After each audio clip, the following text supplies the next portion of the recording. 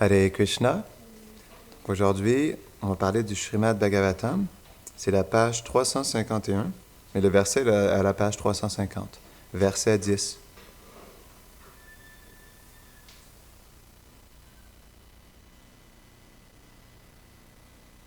Je trouve que c'est un des plus beaux versets du Bhagavatam.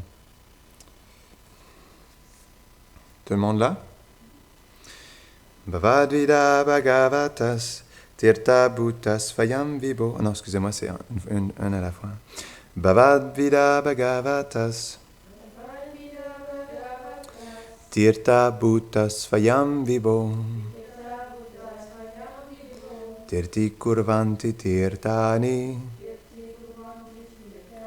Svantaste Nagadabrita. Bhavadvida Bhagavatas Tirtha Bhutas Svayam Vibho. Tirti Kurvanti Tirthani Svantaste Nagadabrita. Bhavadvida Bhagavatas Tirtha Bhutas Svayam Vibho. Tirti Kurvanti Tirthani Svantaste Nagadabrita. Veuillez répéter.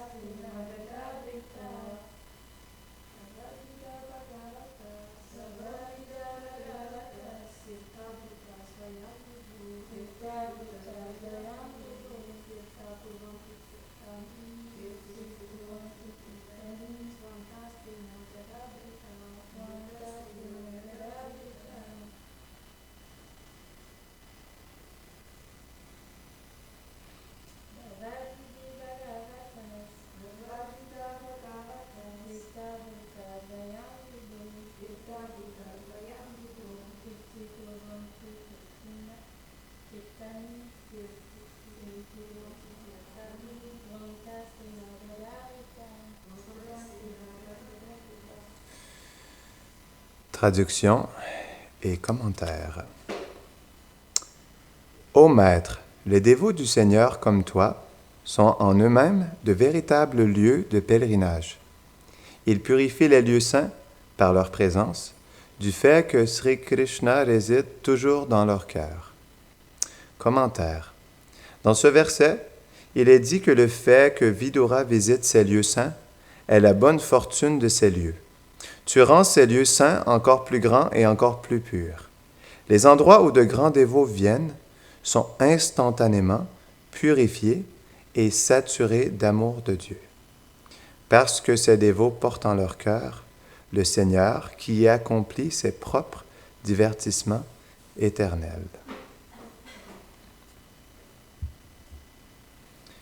Om Agyantimirandasya Gananjana Shrakaya Chakshurun Militam Yena Tasmai Shri Gurave Namaha Shri Chaitanya Manobishtam Stapitam Yena Bhutare Svayam Rupa Kedamayam Tadati Svapadantikam Vanchakalpatarubhyashta Kripa Sindhubhya Evacha Patitanam Pavanebhyo Vaishnavebhyo Namo Namaha Jaya Shri Krishna Chaitanya Prabhu Nityananda Shri Advaita Gadadhara Shivasadi Gaura Bhakta Vrinda Hare Krishna, Krishna Krishna, Hare Hare Hare Rama, Rama Rama, Hare Hare Namam Vishnupadaya Krishna Prashtaya Bhutare Shrimate Bhakti Vedanta Swaminiti Namine Namaste Sarasvati Deve Gauravani Pracharine Nirvisesha Shunnavadi Pashtatya Deshatarine. Ô Maître, les dévots du Seigneur comme toi sont en eux-mêmes de véritables lieux de pèlerinage. Ils purifient les lieux saints par leur présence, du fait que Sri Krishna réside toujours dans leur cœur. Donc c'est un merveilleux verset qui est très important pour nous parce que ça nous montre l'importance du sadhu sangha, de s'associer avec les purs dévots du Seigneur. Parce que c'est expliqué dans le Bhagavatam que malgré le fait que le Gange nettoie les hommes pécheurs qui prennent un bain dans ses eaux, à un certain moment donné, le Gange reçoit tellement de péchés qu'elle a besoin qu'un pur dévot se baigne dans ses eaux pour qu'elle puisse être purifiée de ses eaux. Donc c'est intéressant parce malgré le fait que le Gange soit une rivière spirituelle, elle a quand même besoin d'un pur dévot pour l'aider à se purifier de tous ses péchés. Et c'est expliqué la même chose aussi pour les lieux saints. C'est pas que les lieux saints en soi soient contaminés, mais c'est juste que les lieux saints sont couverts par le Drishtyadhyamna Dham. Ça, en fait, c'est le Dham, mais qui est couvert par l'énergie matérielle. Donc, parfois dû justement aux activités impies de différents pèlerins qui viennent dans ces lieux saints, à un moment donné, on pourrait dire que l'énergie matérielle devient saturée et couvre davantage le lieu saint. Et quand les purs dévots du Seigneur se promènent dans ces lieux saints, ils purifient en fait l'énergie externe pour aider les gens à plus percevoir l'aspect transcendantal du Dham. Donc c'est la même chose aussi pour lorsque les purs dévots du Seigneur, ils quittent le Dham pour aller dans différents endroits à travers le monde. Comme par exemple, chez la Prabhupada, il y a certains lieux où il est allé, où on sent profondément sa présence et on sent profondément la présence du Dham aussi. Parce que justement, il y a un verset je crois que c'est dans le Chaitanya Bhagavat, qui explique que quand le pur dévot danse et se lève les bras, le monde entier devient recouvert du monde spirituel. Je ne me rappelle plus exactement, je paraphrase là. Mais c'est vraiment un très beau verset qui explique que lorsque le pur dévot marche, le Dham se manifeste. Lorsqu'il parle, le Dham se manifeste. Lorsqu'il danse, le Dham se manifeste. Et on voit ça dans différents lieux. Donc, par exemple, on peut peut-être trouver un lieu géographique plus près d'ici, comme à Paris. Donc, à Paris, chez la Prabhupada a passé quand même des moments de qualité à Paris avec ses disciples. Et on peut voir dans des lieux comme, par exemple, le musée du Louvre ou le parc des Tuileries. Donc, pour ceux d'entre vous, si vous avez la chance, d'ici les prochains mois, de retourner à Paris, si vous avez la chance de visiter le musée du Louvre et le parc des Tuileries, on peut vraiment sentir la présence de Srila Prabhupada et du monde spirituel. C'est vraiment quelque chose de spécial. Parce que le pur dévot porte Krishna dans son cœur, et parce que Krishna est les noms différents du Dham, Krishna ne peut jamais être séparé de Vrindavan. Naturellement, Srila Prabhupada, partout où il marche, il amène Krishna et Vrindavan avec lui, parce qu'ils ne sont jamais séparés. On comprend que Krishna, Vrindavan et ses associés éternels ne sont jamais séparés l'un de l'autre. Donc c'est pour ça que quand le pur dévot vient, parce qu'il n'est jamais séparé de ses associés, de ses amis, de Krishna, de Radharani, de Vrindavan, et des divertissements de Vrindavan aussi, toutes les personnes qui rentrent en contact avec lui, ou tous les endroits qu'il touche par sa présence, dépendamment de la qualité de sa présence, à quel point il absorbe sa présence dans ces lieux-là, mais toutes ces différentes choses aussi se manifestent naturellement. Tout vient avec, en fait, instantanément. Donc c'est pour ça, justement, ces lieux-là sont des lieux spéciaux parce que ils nous permettent de sentir la présence du Dham, et aussi, c'est comme en fait, c'est la même chose que lorsqu'on va dans le Dham. Quand on va à Vrindavan, ou même ici même, on peut se sentir porté par l'énergie transcendantale.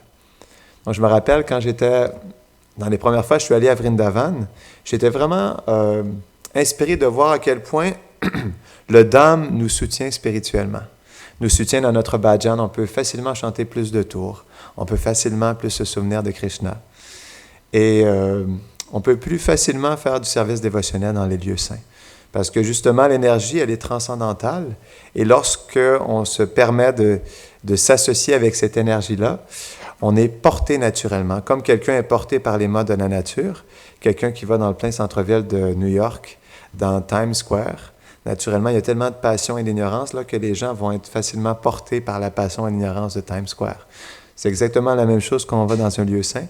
On est naturellement porté et bercé par l'énergie transcendantale du lieu. Et le plus on se met réceptif à cette énergie, le plus cette énergie, elle devient manifeste à nous. Srila Prabhupada expliquait que même les personnes qui ne sont pas pratiquants Vaishnav, des personnes plus matérialistes, on peut dire comme ça, qui vont à Vrindavan pour la première fois, même s'ils n'ont aucune conscience spirituelle, aucune pratique dans la bhakti, vont sentir quelque chose de spécial. Même si le Dham, il est couvert, parce que le Dham, il est tellement puissant, malgré que nous sommes dans Kali Yuga et que lorsqu'on va à Vrindavan, il y a quand même une couche matérielle qui recouvre Raj, qui fait qu'on ne voit pas les joyaux sur le sol, on ne voit pas les arbres à souhait, non? On ne voit pas l'arbre, il y a un arbre banyan vraiment spécial que Rupa Goswami explique. Où est passé ce magnifique arbre banyan? Donc je crois que c'est un arbre tamal. Un arbre tamal. Donc même si toutes ces choses-là sont difficiles à voir à l'œil nu, reste qu'on peut sentir la présence du Dham, comme l'expliquait Srila Prabhupada. Et il expliquait que le plus on se met dans une attitude de dévotion, le plus le Dham va se dévoiler à nous aussi, naturellement. Parce que justement, Krishna, il est réciproque avec notre état de conscience. Il est réciproque avec notre intention et notre désir. Et le plus on cherche à percevoir Krishna dans le Dham, dans les Murtis, dans le Saint-Nom, dans l'association avec les Vaishnavas, le plus Radha et Krishna ils vont se manifester dans notre vie personnellement. Donc c'est pour ça que justement, c'est bien d'aller dans ces lieux-là. Comme par exemple, j'expliquais Paris, il y a aussi des lieux vraiment spéciaux aussi comme New York ou Montréal, où lorsqu'on va dans ces lieux-là, comme j'expliquais tout à l'heure que l'énergie transcendantale, elle nous berce, elle nous transporte, mais naturellement, lorsqu'on se met disponible, notre bhajan aussi devient beaucoup plus absorbant, si je peux dire comme ça. Et c'est la même chose ici, il faut comprendre en fait que c'est ce que Shivaram Maharaj il explique dans son livre, dans l'introduction de son livre Navavraja Mahima. Il explique que lorsque Radha Krishna sont installés, ça veut dire que Vrindavan est aussi installé. Parce que, comme j'expliquais tout à l'heure, on ne peut pas, parce que Krishna, il est un tout. Il est un tout complet, donc on ne peut pas enlever Krishna de son Saint-Nom. On ne peut pas enlever Krishna de Vrindavan, de tous les lieux de divertissement, ou de tous les divertissements en soi, et de tous les associés de Krishna. Donc, naturellement, ça c'est important de comprendre parce que ça peut être une douce méditation lorsqu'on est dans un lieu saint comme ici, parce que justement, ici c'est Vrindavan, parce que Radha et Krishna sont installés, Nanda et Yashoda Gopal. Donc, parce que Nanda et Yashoda Gopal sont installés, on peut comprendre que c'est Nandagram, non? Naturellement, parce que ce sont les déités principales, non? Donc, les déités principales, c'est expliqué que les déités principales, ce sont les déités principales sur l'autel qui amènent l'humeur primaire du temple. Comme par exemple, si vous avez un temple où il y a le Panchatattva ou Gaur-Nitai, qui sont le centre du temple, bon, ça va être plus naturellement Navadvip ou Mayapur qui va être manifeste, non? Donc, si c'est Radhakrishna, ou si les déités principales sont Jagannath, Baladev, Subhadra, ça va être plus Jagannath Puri qui va être manifeste. Et pas juste le lieu saint en soi, mais dépendamment aussi du dévot qui installe les Murtis et aussi des pujaris qui adorent les déités. Il y a aussi, en plus d'un lieu saint particulier, il y a aussi une humeur particulière, un sentiment particulier aussi qui va se manifester. Parce que tout est personnel, non? Naturellement. Donc, c'est pour ça, justement, que c'est vraiment une belle méditation parce que on peut affirmer, sans l'ombre d'un doute, que parce que Nanda et Yashoda Gopal sont ici, Nandagram est présent. Non. Les jardins de Nandagram sont présents, quelque part. Il faut pouvoir supplier Nanda Baba de nous aider à percevoir le Goshala, son Goshala, et ses 900 000 vaches. Mais il est présent. Il est présent ici. Ou, en fait, le point c'est que, ou c'est une question en soi, mais en réalité, il est présent, mais il est présent. Si je peux dire ça comme ça. Il n'y a pas vraiment... C'est ça qui est un peu bizarre pour nous dans notre conception matérielle, mathématique, logique, géographique, de lieu, de distance. on pense que, OK, si Vrindavan est ici, ça veut dire que à quelque part, il doit y avoir le Goshala au nord-ouest à 2 kilomètres d'ici, non? En réalité, non, c'est pas comme ça. C'est que, comme par exemple, on expliquait dans une classe sur le cours de Bhagavad Gita que, comme par exemple, bon, Vishnu, il est partout, mais la création, c'est le corps de Krishna. Donc, parce que la création, c'est le corps de Krishna, Krishna il peut se manifester personnellement n'importe où. Comme par exemple, quand Nishingadev, pas Nishingadev, mais Hiranyakashipu, quand il lui a demandé à Prahlad Maharaj, il lui a dit, est-ce que ton Dieu, il est dans ce pilier? Et là, Prahlad Maharaj, il a vu Vishnu dans le pilier. Il a dit, oui, il est le pilier. Et parce que Prahlad Maharaj a perçu Vishnu en tant que le pilier, Vishnu a réciproqué avec lui et s'est manifesté. Il est déjà le pilier, mais il est devenu personnellement présent en tant que le pilier.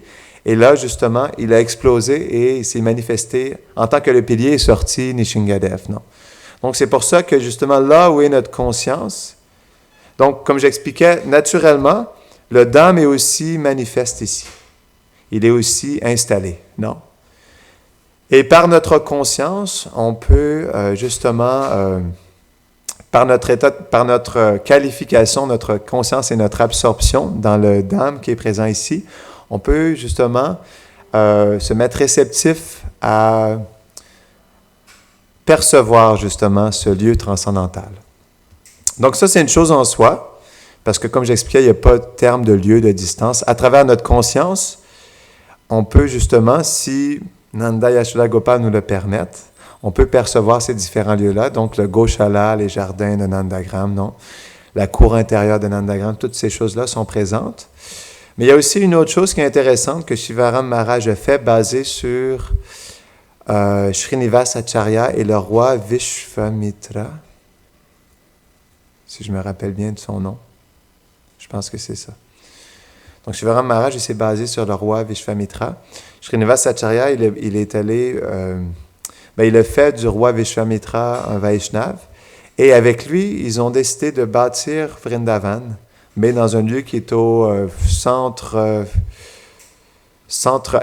je pense. Je crois que c'était à l'est du Maharashtra, en Inde. Donc, dans ce lieu-là, qui est quand même loin de Vrindavan. Avec le roi, ils ont travaillé ensemble pour manifester ces lieux saints. Parce que justement, je crois que c'était la déité de Madan Mohan. Radha Madan Mohan était présent là. Donc, parce que Vraj était présent, ils ont décidé d'excaver des lieux saints de Vraj. Donc, ils ont arrangé des kunds, ils ont arrangé la colline Govardhan et ils ont installé différents lieux saints de Vraj à cet endroit-là. Donc, c'est quelque chose aussi que Shivaram Maharaj, il a fait. Donc, il a, dans la région de 1 kilomètre de circonférence de sa communauté, donc il a installé plus de 600 lieux saints. Donc, c'est ce que Srila Prabhupada aussi l'avait invité ses disciples à faire à New Vrindavan.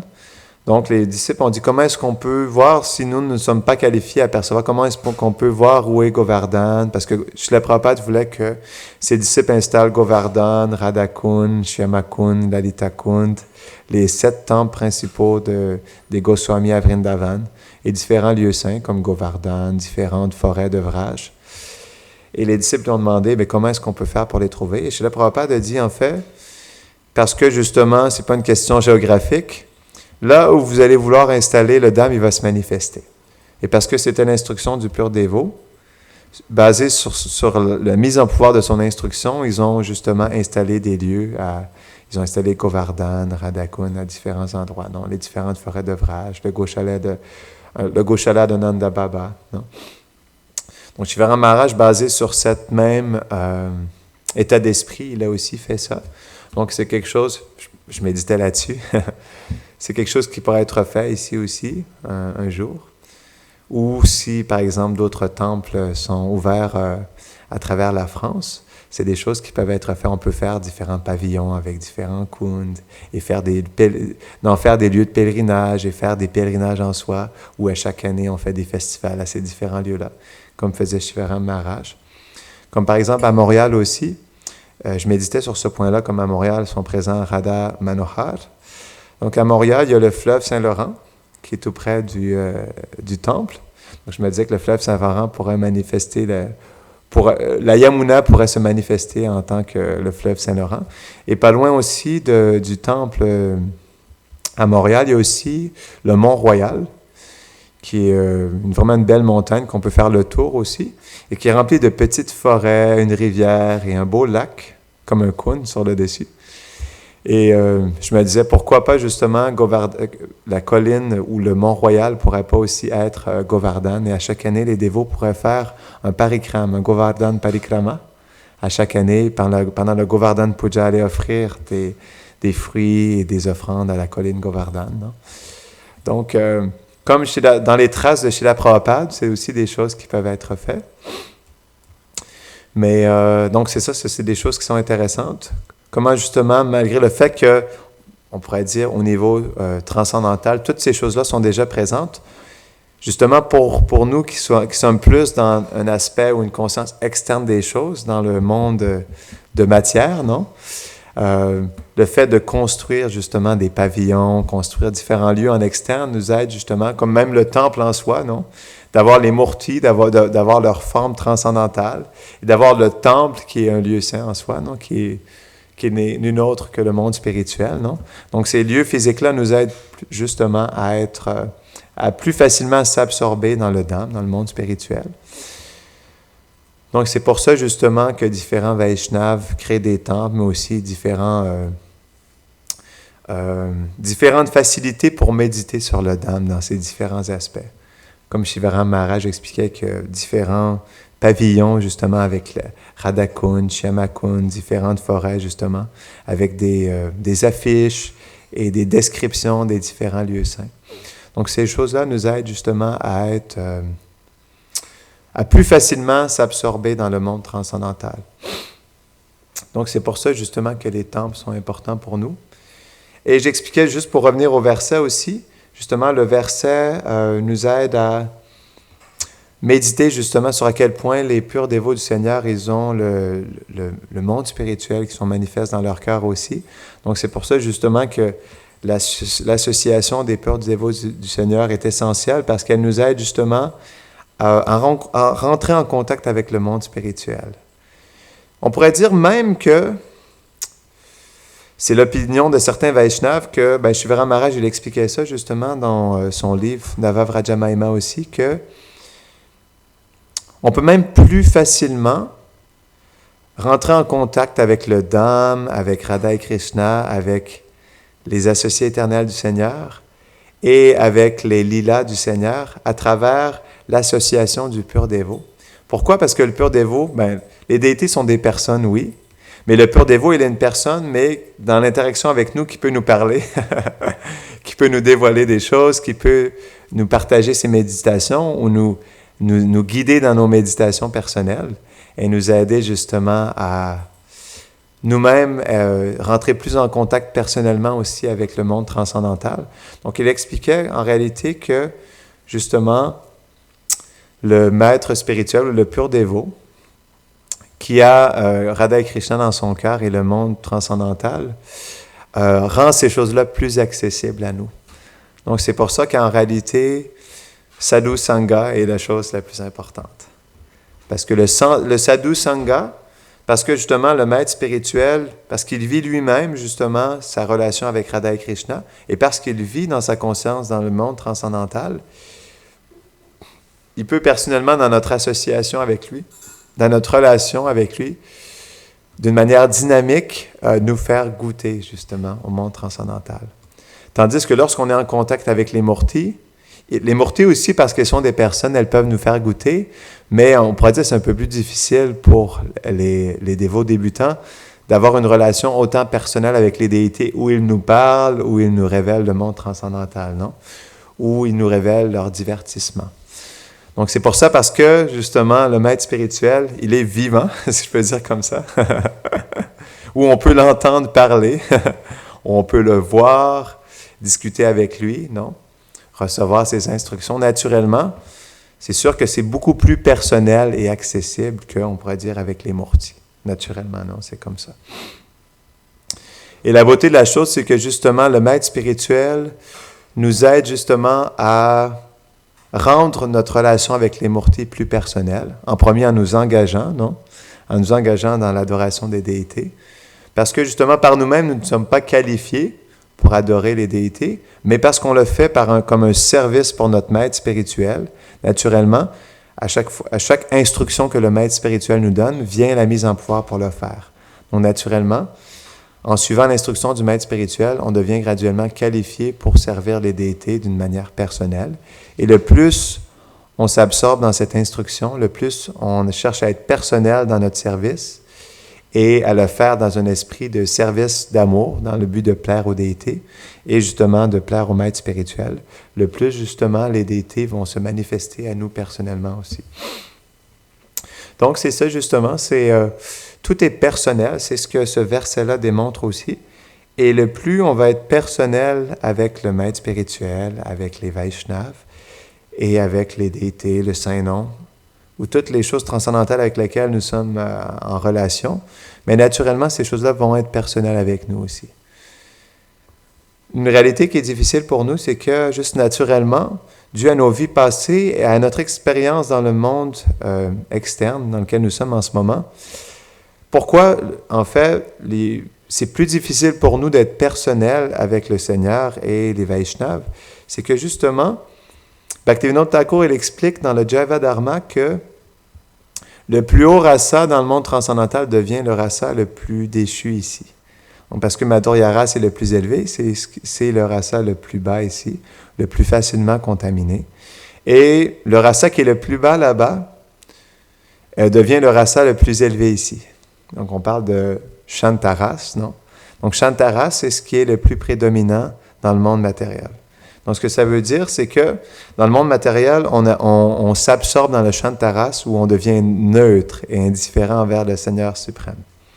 Donc, c'est pour ça que naturellement, quand on approche la dévotion aussi avec le Shantaras parce que c'est le rasa dans lequel on a vécu pour depuis les temps immémoriaux dans le monde matériel. Donc, naturellement, le Shantaras rend les choses un peu sèches, impersonnelles et distantes avec le Seigneur suprême. C'est pour ça que justement, le chant du Saint-Nom nous établit dans le Dasyaras. Parce que justement, le Dasyaras rend la relation avec le Seigneur plus personnelle parce qu'on cherche, au lieu d'être juste passif, de devenir actif dans une relation avec le Seigneur, dans le service de dévotion. Non? Donc c'est pour ça que du Shantaras passe le Dasyaras. Et justement, dans le Dasyaras, on fait un service personnel au Seigneur, au maître spirituel. Et graduellement, par la purification du cœur, par l'élévation par le chant du Mahamantra et par la miséricorde des purs dévots, graduellement, notre rasa éternel s'installe en nous et justement, des saveurs particulières se manifestent dans notre cœur comme des sentiments particuliers, des méditations plus spécifiques et une relation plus intime et particulière avec Radha, Krishna et leurs associés à Vraj. Non?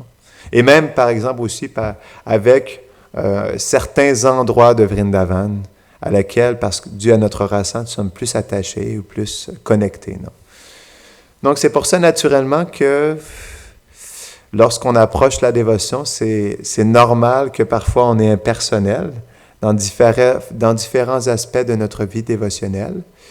Mais justement, si on comprend que tout est une personne, non? Tout est personnel, mais naturellement, on va chercher aussi à être personnel avec ces choses-là. Et le plus on est personnel, le plus Krishna va se manifester d'une manière personnelle à nous. Donc, c'est pour ça justement que personnel, ça veut dire de profondément appliquer sa conscience dans l'instant présent, en tant qu'individu, à percevoir justement notre relation avec Radha Krishna et les Vaishnavas dans justement les différents aspects de nos activités quotidiennes. Non? À travers ça, justement, le plus on est personnel de ces petits gestes-là, comme par exemple lorsqu'on sent une fleur. Non? On est une personne, on sent une fleur. Qu'est-ce que la fleur? Non? Elle a été offerte aux déités. Qu'est-ce qu'une fleur offerte aux déités? Non? Pourquoi on offre une fleur aux déités? Donc, quand on sent la fleur, on peut méditer là-dessus, non? Qu'on reçoit l'eau sur notre tête. Pourquoi l'eau a été offerte aux déités, non? Qu'est-ce que ça signifie de recevoir cette eau sur notre tête? C'est du prashadam, non? Donc, c'est des petites méditations qui peuvent nous aider à être plus personnels. Comme quand on chante les bhajans le matin, qu'est-ce que veulent dire qu'est-ce que signifient les paroles, non? Des chansons qu'on chante. Donc, le plus on est conscient de de la signification des chants qu'on chante, le matin, le midi, le soir, le plus on va devenir personnel avec ces choses-là. Donc, c'est pour ça que, naturellement, dû à l'aspect personnel qui est en nous, on rentre facilement plus dans un aspect d'habitude quotidienne, non? Où ça devient une habitude un peu sèche, où à tous les jours, on fait le même chant, non? On fait le même service, on rencontre les mêmes personnes. Et on fait les mêmes choses répétées à chaque fois. Et justement, cette répétition, si on n'est pas personnel avec ces choses-là, rend les choses un peu sèches, amères et sans goût. Donc, naturellement, c'est sûr que le plus on applique notre conscience personnellement à être conscient justement de qu'est-ce que ces activités-là veulent dire, le plus ces activités-là vont être personnelles pour nous et le plus elles vont réveiller justement l'aspect personnel en nous aussi. Donc, c'est pour ça qu'on doit essayer d'être, même dans les petits détails, justement, ces petits détails-là, parce qu'il y en a tellement dans la journée, le plus on est conscient de ces petits détails, le plus c'est facile pour nous d'être conscient à longueur de journée aussi, des différentes choses qu'on fait dans notre vie quotidienne. Non? Donc, c'est ce que je voulais dire sur ce verset. Est-ce qu'il y a des questions, des commentaires ou des réflexions là-dessus? Ça va? D'accord. Grantara Srimad Bhagavatam ki Jai.